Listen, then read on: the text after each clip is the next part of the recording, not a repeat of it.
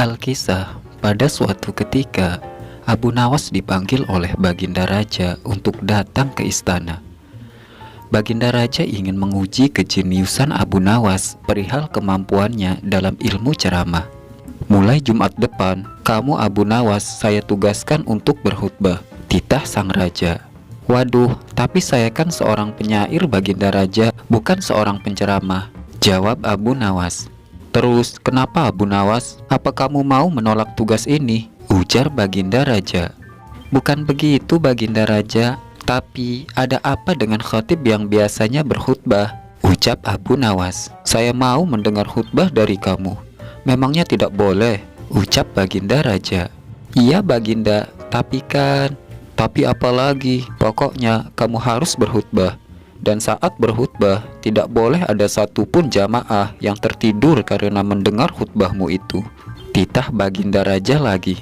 Baiklah Baginda, jawab Abu Nawas dengan nada yang lesu. Abu Nawas lemas mendengar perintah itu. Wah, gawat ini, ucap Abu Nawas saat diantar prajurit istana keluar gerbang masjid. Gawat gimana? Bentak sang prajurit. Apa kamu mau menolak titah Baginda Raja? Apa kamu minta dipancung? Imbuh prajurit itu. Bukan begitu. Baiklah, Jumat depan saya yang akan berkhutbah, jawab Abu Nawas. Keringat dingin pun membanjiri tubuh Abu Nawas karena titah dari Baginda Raja itu. Itu karena dia sama sekali belum pernah berkhutbah, belum pernah sama sekali berceramah di depan umum, baik sekedar menyampaikan informasi, apalagi menasehati orang dengan ayat-ayat suci Al-Quran. Karena dia hanyalah seorang penyair, bukan pengkhutbah.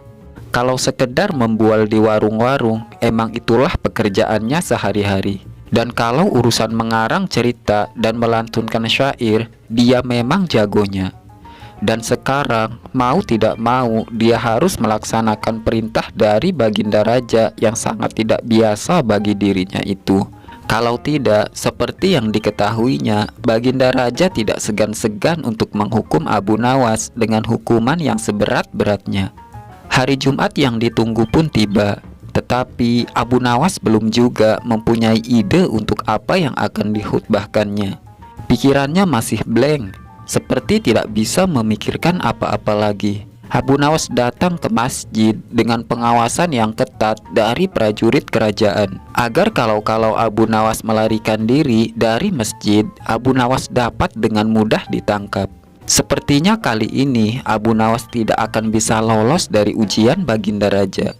Para jamaah yang mengetahui bahwa Jumat ini Abu Nawaslah yang akan menjadi khatib memiliki pikiran yang beragam. Ada yang merasa kasihan karena Abu Nawas bakal mendapat hukuman, tapi ada juga yang menjadi malas untuk pergi ke masjid, dan ada juga yang penasaran dengan isi khutbah dari sang penyair itu.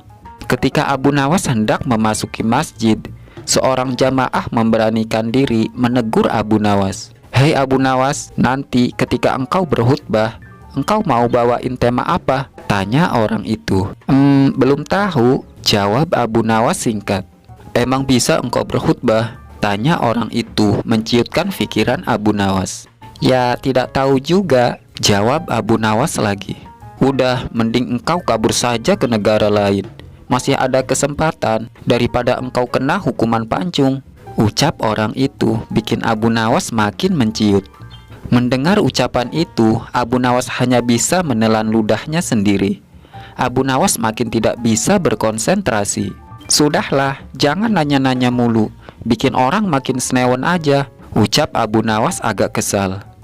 Setelah takmir masjid memberi beberapa pengumuman, maka dipanggillah Abu Nawas untuk maju ke depan mimbar.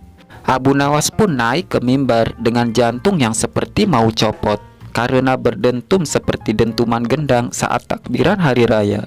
Peluhnya membanjiri wajah seolah-olah setiap saat dia habis berwudu. Mata para jamaah menatap tajam ke arahnya. Mereka memandang seakan telah tiba malaikat maut menunggu perintah mencabut nyawanya.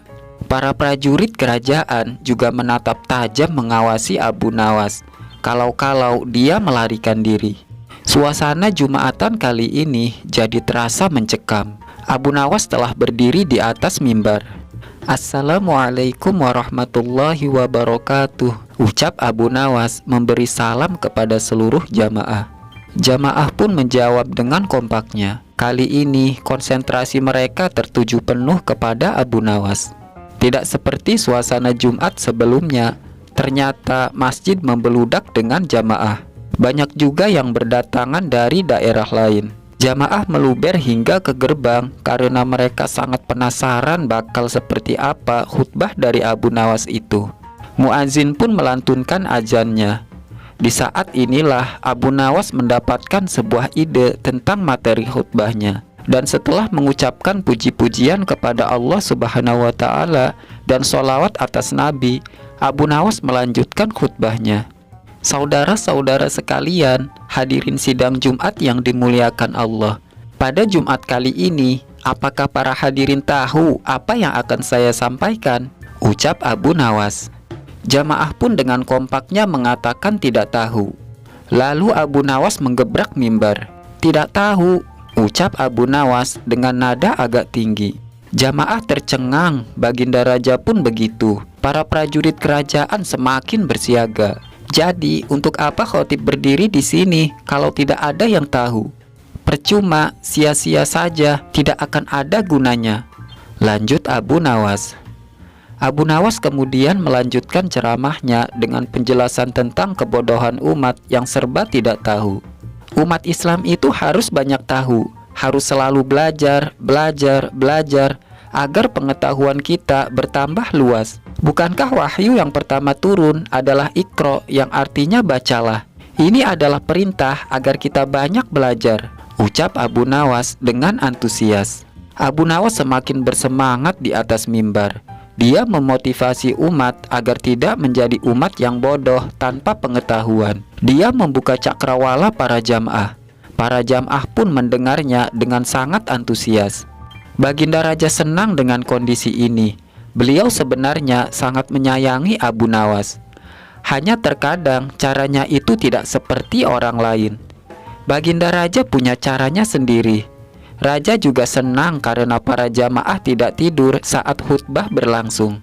Tidak seperti pekan-pekan terdahulu. Kali ini para jamaah terlihat antusias mendengarkan khutbah dari Abu Nawas. Setelah sholat Jumat selesai, Baginda Raja memanggil kembali Abu Nawas. "Wahai Abu Nawas, Jumat depan kamu lagi yang akan bertugas menjadi khotib," ujar Baginda Raja. "Loh, kan sudah yang mulia Baginda Raja, hamba sudah menjalankan titah Baginda dengan sangat baik." Kilah Abu Nawas berusaha menolak titah Baginda Raja. "Pokoknya harus, apa kamu mau digantung?" ucap Baginda Raja dengan memaksa. Abu Nawas tidak bisa mengelak. Raja pun tidak mau kalah cerdik dengan Abu Nawas. Dia ingin kembali menguji seberapa cerdasnya si penyair ini. Baginda Raja lalu memerintahkan untuk mengatur para jamaah kalau Abu Nawas bertanya dengan pertanyaan yang sama saat berkhutbah. Para jamaah disuruh menjawab tahu. Hari Jumat kedua pun tiba dan sholat Jumat kembali didirikan. Abu Nawas naik mimbar lagi. Kali ini dia menggunakan jurus yang sama. Abu Nawas sudah tidak tegang lagi kali ini. Wajahnya penuh dengan senyuman. Dia merasa berada di atas angin sekarang. Hadirin jamaah sidang Jumat yang diberkahi Allah Subhanahu wa Ta'ala. Apa kalian tahu apa yang akan saya khutbahkan kali ini? Ucap Abu Nawas. Para jamaah pun dengan kompak menjawab tahu, sesuai dengan yang diperintahkan oleh Baginda Raja. Alhamdulillah, bagus. Inilah yang dinantikan oleh para pemimpin umat sejak lama.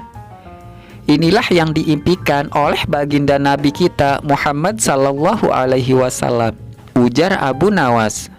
Maka ditambahkan lagi penjelasan oleh Abu Nawas tentang kondisi umat yang mulai maju tingkat peradabannya jika berilmu pengetahuan, juga tentang kejayaan umat Islam di masa kini dan masa akan datang. Beginilah seharusnya jika kita ingin berjaya. Baginda Raja pun hanya bisa cengengesan. Dia tidak menyangka Abu Nawas bisa seenteng ini lolos dari perangkapnya. Tetapi dia senang juga karena para jamaah tidak tertidur dan semakin tercerahkan. Baginda Raja lalu menitahkan Abu Nawas kembali untuk berkhutbah Jumat depan. Kali ini dia mengatur kembali kalau Abu Nawas menanyakan hal yang sama lagi. Maka sebagian jamaah diperintahkan untuk menjawab tahu, dan sebagian lagi menjawab tidak tahu. Baginda Raja merasa ini adalah jebakan Batman paling top sedunia.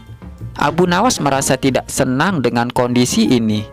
Dia yakin Baginda pasti sedang merencanakan sesuatu yang tidak disangkanya.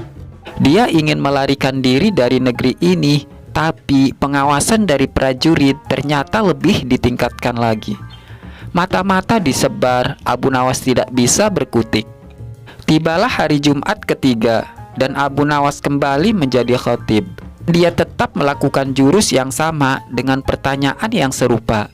"Apa kalian tahu apa yang akan saya khutbahkan?" tanya Abu Nawas lagi.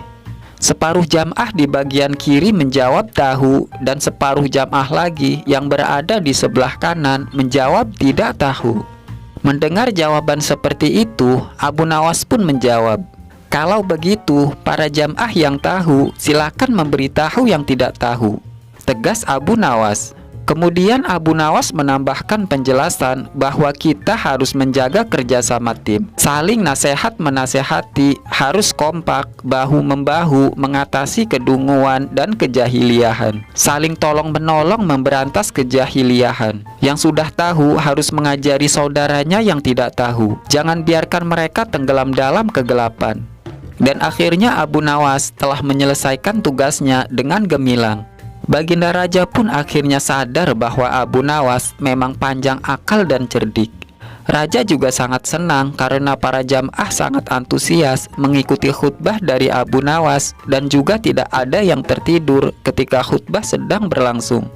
Dan akhirnya Abu Nawas pun mendapat hadiah dari Baginda Raja atas kecerdikan dan kejeniusannya itu.